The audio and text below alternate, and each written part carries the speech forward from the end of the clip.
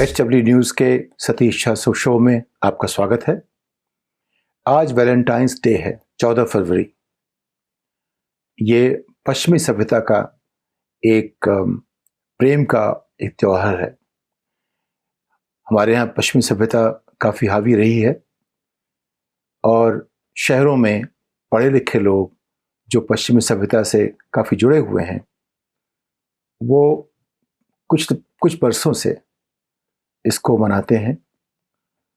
और जब से उन्होंने मनाना शुरू किया है, उसका कुछ लोगों ने विरोध किया और उस विरोध को हम देख रहे हैं कई बरसों से। और कई बार उसने कई इस तरह के मोड़ लिए हैं जो हम किस समाज में नहीं चाहते कि इतना गंदापन कहीं हो। कुछ लोग मानते हैं, जैसे हम लोग पतलून पहनते हैं, सूट पहनते हैं, कमीज़ पहनते हैं, जो कुछ भी हमारे यहाँ है सब कुछ एक दूसरी सभ्यता का हिस्सा है। सभ्यताएं कभी भी अपनी सीमाओं के अंदर रह के आगे नहीं बढ़ती। भारत आज की इस तारीख में जो हमारा भारत देश है, ये सिर्फ किसी एक रास्ते पर चल के यहाँ नहीं पहुँचा है। इसका इतिहास है, उसमें तरह तरह की बातें हुई हैं, वारदातें हुई हैं, लड़ाइयाँ हुई हैं, धर्म आए हैं, विचार पैदा हुए हैं, विदेशी आए हैं, हम उपनिवेश बन गए। 1000 बरस तक मुगलों ने कहीं कहीं राज्य किया, 300-400 साल तक पूरे देश में उन्होंने राज्य किया, काफ़ी बड़े हिस्से पर राज्य किया।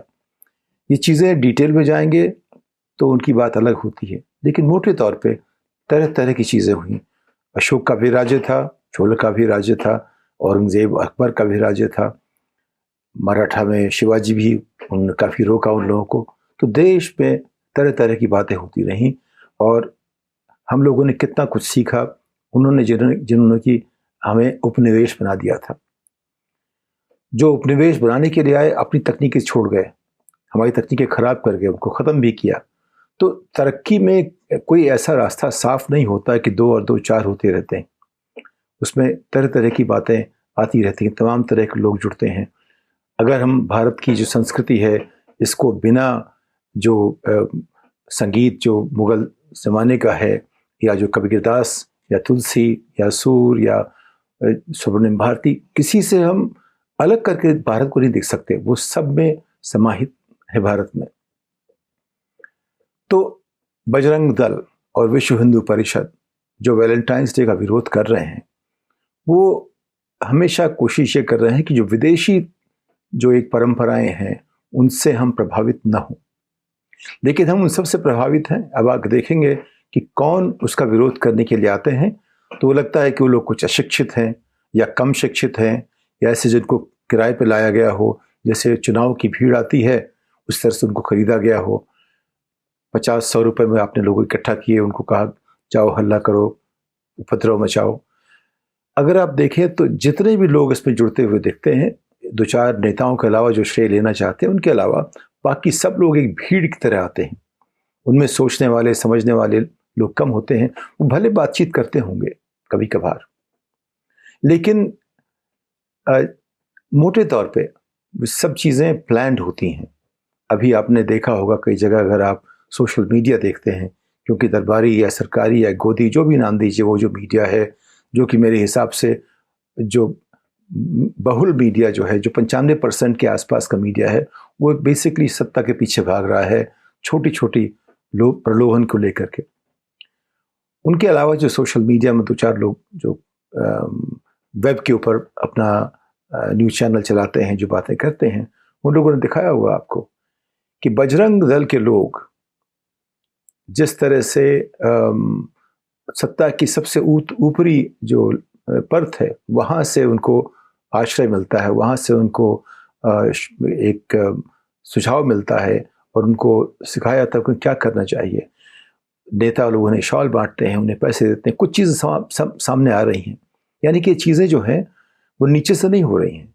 ये चीज़ें कोई आक्रोश नहीं है, ये चीज़ें सुनियोजित ढंग से की जा रही हैं। उसके पीछे सरकार या जो सरकार में जो पार्टी है, या विश्व हिंदू परिषद के समर्थक हैं, या जो संघ के समर्थक हैं, जो चाहते हैं कि हिंदुत्व और भारत सबसे महान है, और हिंदुत्व जो है जो जो हिंदू को नहीं मानते वो लोग बुरे हैं या उनको नीचे रहना चाहिए, हिंदू ही दुनिया में राज करेंगे, इस तरह की जो बात करने वाले लोग हैं, ये कौन है? जो जिनको पढ़ने लिखने का मौका नहीं मिला, जिन्होंने शायद स्कूल पास नहीं किया, या अगर आगे बढ़े भी तो हमारी शिक्षा कुछ ऐसी है कि बीए पास करने वाले जो लोग हमारे आस पास के हैं, वो जो विदेशों में रहने वाले छठी सातवीं कक्षा के लोगों के साथ बात नहीं कर पाते, किसी भी विषय पे तर्क से बात नहीं कर पाते। उसकी वजह हमारी शिक्षा कमजोरियां हैं, लेकिन वो अलग तरह की बात है। लेकिन जो लोग कम शिक्षित हैं, और आप मान लीजिए 100 में से 7 भारतीय ऐसे हैं जिन्होंने स्कूल पास किया है, 93 लोग ऐसे हैं जो स्कूल पास नहीं कर पाए। इन 93 लोगों में से इस तरह की बातें जो हो रही हैं, वो इसलिए हो रही हैं कि उनको समझने और सोचने और जो जिसे कहते हैं कि जो तार जोड़ने की जो एक आमतौर पे जो शिक्षा से समझ मिलती है, उनको वो नहीं मिल पाई। तो उनको जो भड़का देता है वो भड़क जाते हैं, उनको जो पैसे देता है उस हिसाब से काम कर लेते हैं। उनके लिए मजदूरी है, उनके लिए दिहाड़ी है, उनके लिए किसी ने कुछ कह दिया उन्होंने कर दिया, और इसमें उनको कुछ किसी को परेशान करने, कुछ मानवीय प्रवृत्तियां होती हैं कि किसी को दबाने में हम कई बार कुछ लोग मज़ा आता है। तो इस तरह से एक परंपरा बनती जा रही है ऐसे लोगों की जिन्हें हम उपद्रवी कहते हैं। अब आपने देखा कि कभी हमारे प्रधान सेवक ने कहा कि आंदोलनकारी का नाम लिया। ये लोग जो हैं ये उपद्रवकारी हैं, जिनके पीछे जो सत्ता में जो बैठे हुए लोग आज की तारीख में हैं वो हैं। इनके पीछे वो लोग हैं जो चाहते हैं कि किसी न किसी तरह से देश में ऐसा माहौल बने कि जो भी माइनॉरिटीज़ के लोग हैं, जो क्रिश्चियंस हैं, जो मुसलमान हैं, जो सिख हैं, जो शायद इसका असर पड़ेगा जैन और बुद्ध भी पड़ेगा कल जा करके, लेकिन अभी तक ये हो रहा है कि किसी भी तरह से उन सभी लोगों को कमज़ोर करो, उनको निराश करो, उनमें एक हीन भावना पैदा करो, उनको वो जगह ना दो जो हिंदू के नाम पे। लेकिन जो पढ़े लिखे हिंदू हैं उसका विरोध करना चाहते हैं। जो समझदार हिंदू हैं वो जानते हैं कि अगर हमें तुलसीदास जी चाहिए, कबीरदास भी चाहिए, तो गालिब भी चाहिए, और जो हमारी जो पिछले 75 साल की जो आज़ादी के बाद जो तरक्की हुई है उसमें हमें साहिर लुधियानवी भी चाहिए, नौशाद भी चाहिए, मोहम्मद रफ़ी भी चाहिए, लता मंगेशकर भी चाहिए, सभी लोग चाहिए हमें। आप देखें, ये देश सिर्फ एक जाति, एक धर्म, एक समुदाय, एक संप्रदाय का नहीं है, ये देश सबका है। एक ज़रूरी बात यह है कि हमारे यहाँ आजकल एक परंपरा से बनती जा रही है कि जो सरकार का विरोध करे उसे एंटी नेशनल कह दो, उसे राष्ट्रद्रोही कह दो। जो भी भारत में रहता है वो राष्ट्रद्रोही नहीं है, जो भारत में रहता है यहाँ का नागरिक है। जैसे चुनाव के पहले जिनको आप वोट करने के लिए कहते हैं, चुनाव के बाद उन्हीं से कहते हैं कि तुम अब वोटर नहीं बनो, तुम्हारे ऊपर हम ऐसे कानून लगाएंगे कि तुम देश के नागरिक नहीं माने जाओगे। इस तरह की जो बातें हो रही हैं उसके पीछे मंतव्य जो भी हो वो देश को जोड़ नहीं रहा है, और जब तक देश जुड़ता नहीं है, जब तक राजनीतिक स्थिरता नहीं होती, विकास नहीं होता, तरक्की नहीं होती। इसीलिए पिछले 8 साल में भारत की प्रति व्यक्ति आमदनी जो है वो $2,500 प्रति व्यक्ति से 2,000 पे आ गई है। ये आंकड़ा आपके सामने, अब आप कहीं जाकर देख लीजिए, वेब पे देख लीजिए, आपको मिल जाएगा। पूछिए कि भारत की जो जीडीपी है 2020 में क्या थी, आप देखेंगे कम हो गई है। ये क्यों कम हुई है?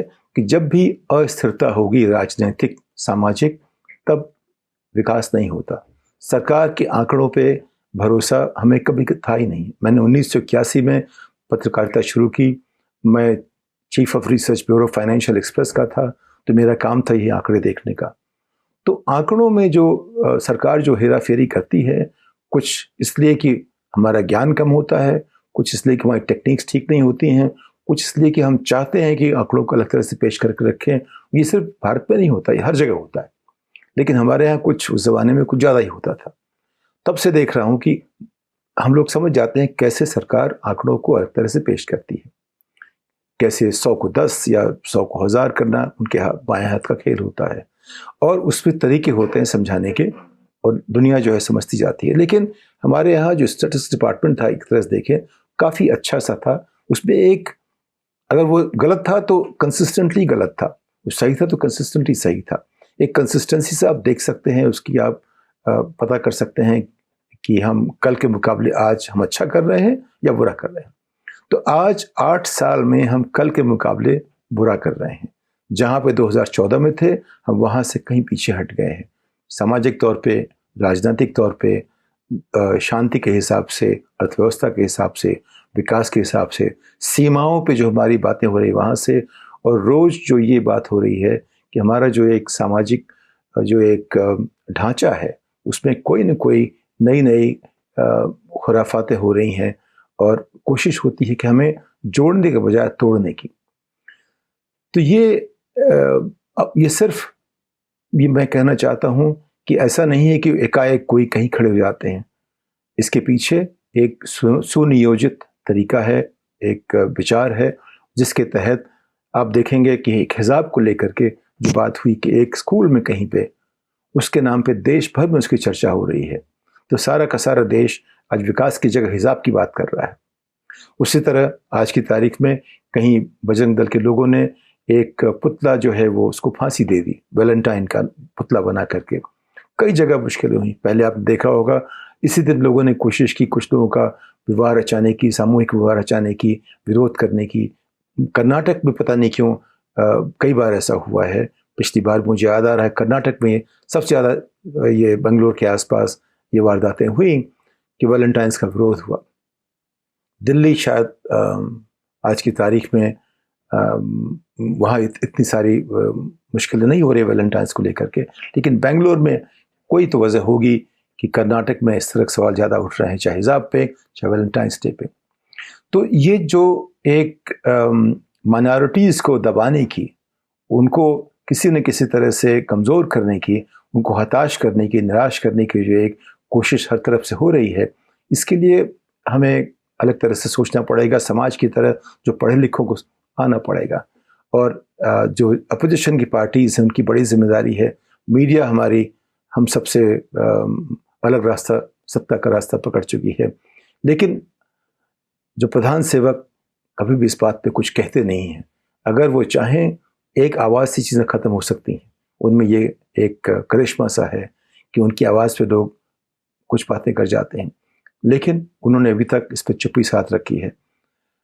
मैं सोचता हूँ, मैं उम्मीद करता हूँ कम से कम कि शायद जो देश के बड़े नेता हैं इस तरह की जब भी कोशिश होगी उसके खिलाफ इस तरह बातें करेंगे कि लोग फिर सोचना शुरू करें और जुड़ें।